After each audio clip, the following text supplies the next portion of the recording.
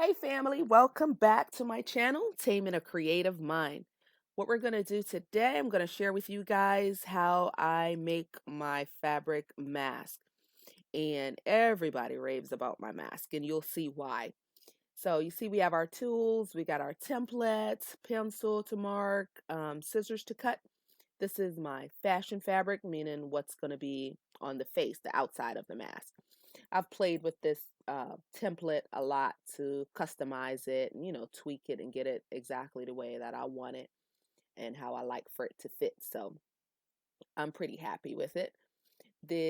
All right, so I'm just placing the template on, and I'm glad this is a non-directional fabric, meaning the prints, meaning the hearts on the fabric go in every direction, because I definitely did not check it before I laid the pattern down.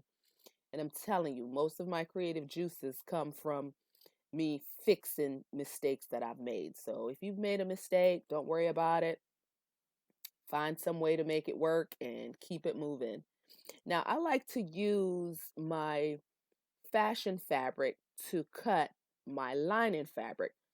Just in case if the template shifts or whatever, then I know my two pieces, my lining and my face fabric, will match perfectly. So that's why I like to do that rather than cutting each piece separately with the template.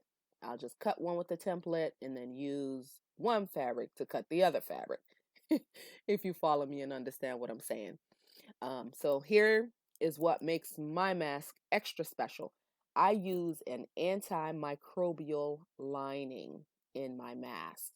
Antimicrobial is an awesome fabric. It's been treated to resist the growth of bacteria, and it wicks moisture away. It's just really cool. I'm cutting that bottom piece off because I didn't want it in the bottom seam of the mask. And as you see, I'm putting it down a little bit from the nose piece because I don't want that area to be bulky. For people who wear glasses and stuff like that, you want your glasses to kind of slide over your mask. So you don't want it to be too bulky. I'm just going to run to the machine, stitch those two areas, and then now I'm back. You see, I press the seam open and just stitch each side of the seam down. That gives the mask structure so it'll stay out away from your mouth so you have room to talk and chew gum if you chew gum like I do. I chew gum like crazy. So just matching up all the points, putting right sides together, just pinning and making sure that all the pieces line up nicely. And that's important because you don't want your lining fabric to be too loose. You really want it to be flush against the fashion fabric. So when you breathe or talk, it doesn't kind of go in your mouth or nose or whatever. Right here, I'm just putting the elastic in, and I like to do it like this because then I could just stitch one time and be done.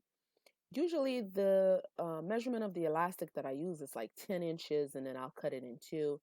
But this one was just a little tight, so I had to increase it. I got this elastic from Amazon. So I had to increase the measurement, and so I did. I think these were 13 inches, and then I cut those in two and create the ear loops for the mask. When you pin this in, be very careful to sort of stay away from the edge of the fabric because you don't want to stitch the elastic where you don't want it to actually connect. All right, so we're going to stitch all the way around. Don't forget to leave a little space for you to turn. All right, here's our finish stitched all the way around. I'm going to turn it, tug on the elastics a couple of times, make sure they're secure, push all the points out.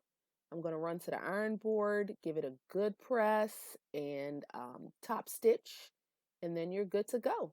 Look at our finished product, guys. Isn't it awesome? This lady here is ready for Valentine's Day.